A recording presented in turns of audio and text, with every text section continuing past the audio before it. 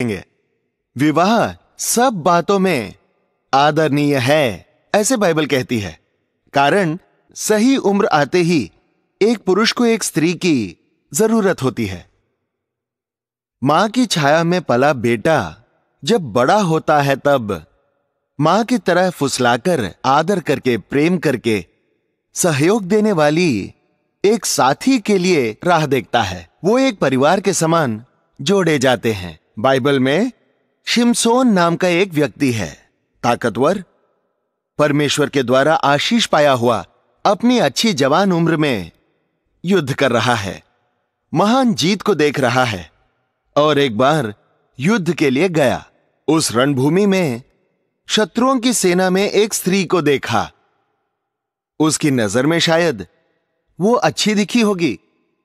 वो मुझे पसंद है, उसके साथ मेरी शादी करा दो, ऐसे माता पिता से कहा। शिमशोन तिम्ना को गया और तिम्ना में एक पलिश्ती स्त्री को देखा। तब उसने जाकर अपने माता पिता से कहा, तिम्ना में मैंने एक पलिश्ती स्त्री को देखा है, अतः अब तुम उससे मेरा विवाह करा दो। उसके माता पिता ने उससे कहा, क्या तेरे भाइयों की बेटियों में यहाँ हमारे सब लोगों में कोई स्त्री नहीं है कि तू खतनाहीन पलिश्तियों में की स्त्री से विवाह करना चाहता है? शिमशोन ने अपने पिता से कहा, उसी से मेरा विवाह करा दो, क्योंकि मुझे वही अच्छी लगती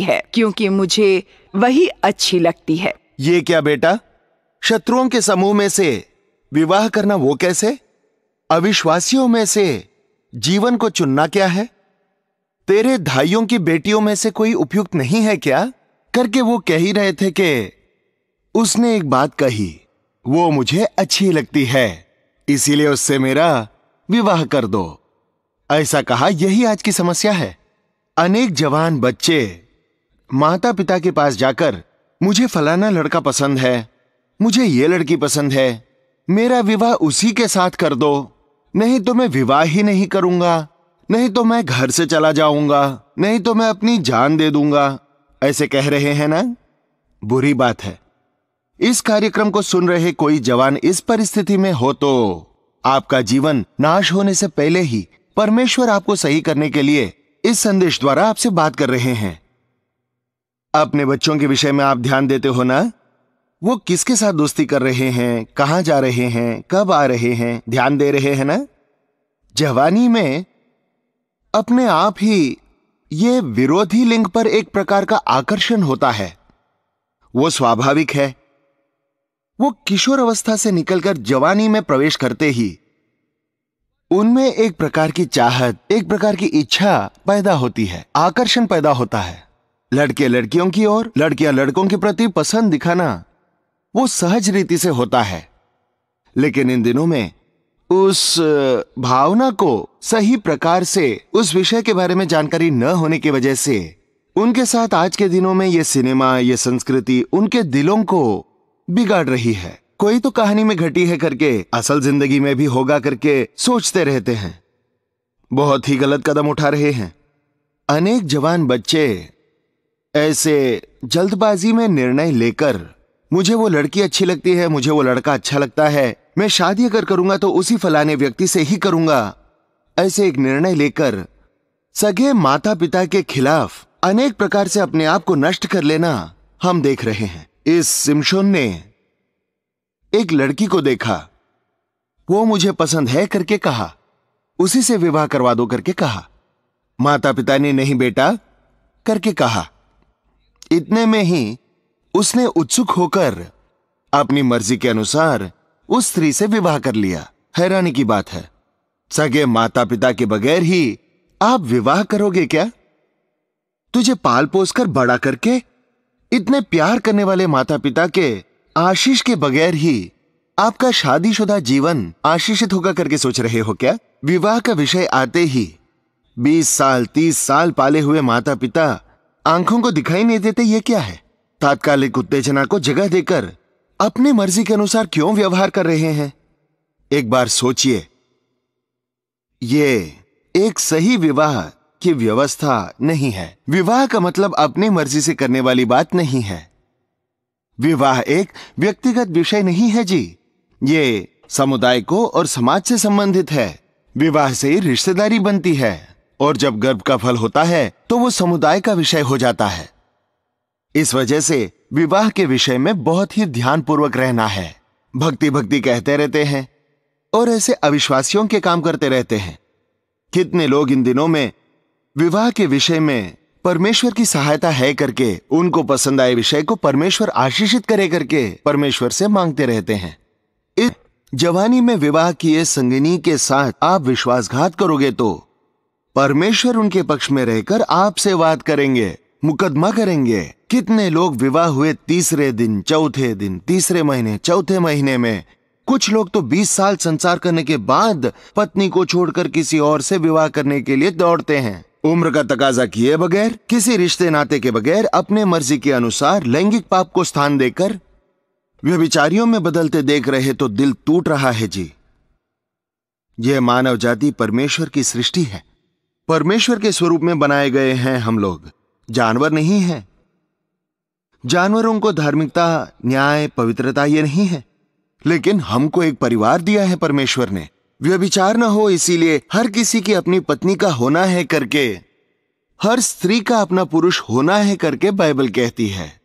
और हर एक स्त्री का पति हो और हर एक पुरुष की पत्नी हो।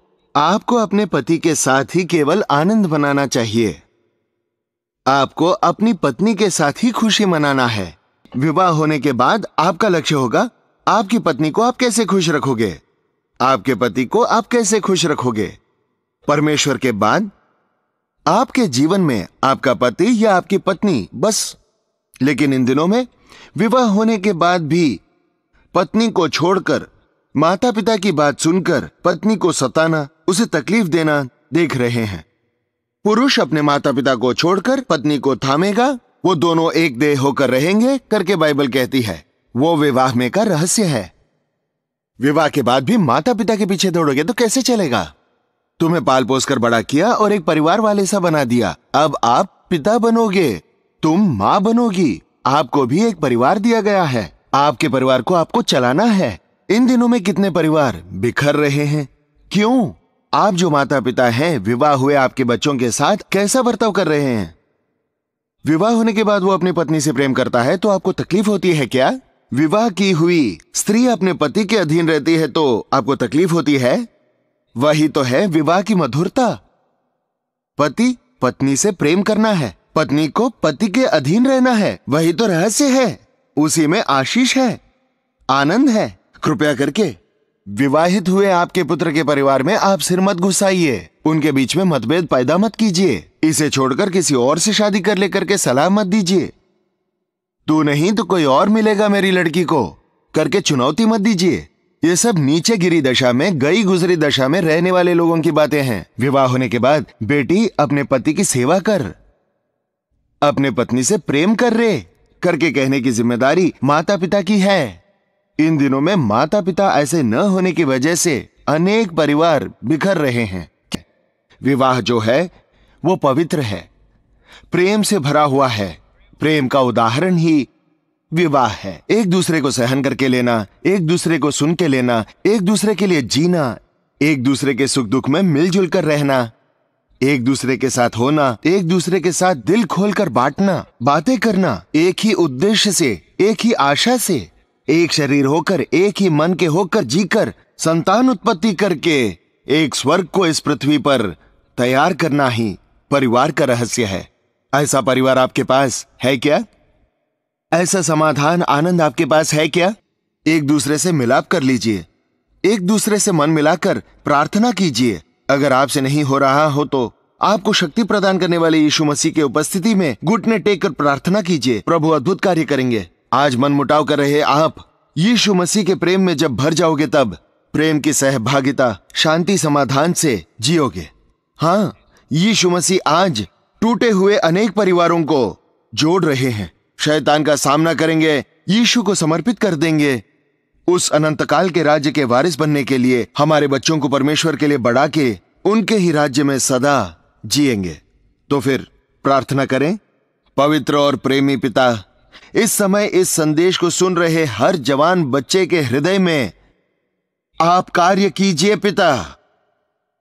आपकी मर्जी से वे विवाह कर सकें। आपके आशीषों के द्वारा अनेक वैवाहिक जीवनों में उन्नति पाने के लिए अच्छे से उदाहरण बनकर परिवार बसाए हुओं की तरह हम जी सके, ऐसी मदद कर पिता। शैतान के कार्यों को रोक दे पिता। मनुष्यों में परमेश्वर का डर होने दे पिता। जिन पति पत्नी के बीच में शैतान घुसकर उन्हें अलग करने के लिए बर्बाद करने का प्रयत्न कर रहा है, ऐसे परिवारों को यीशु के नाम में हम आशीषित करते हैं पिता। हाय, ये मेरा पति पराई स्त्रियों के साथ घूम रहा है।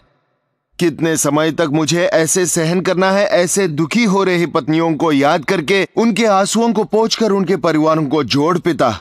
मेरा जीवन सही नहीं, मेरा व्यवहार सही नहीं, मैं पराई स्त्रियों की ओर मोहित होता हूं, शरीर की लालसाओं से भरा हुआ हूं करके स्मरण में लाके पश्चाताप करके व्यभिचार की खाई में गिरे हुए हर एक को छुड़ा पिता।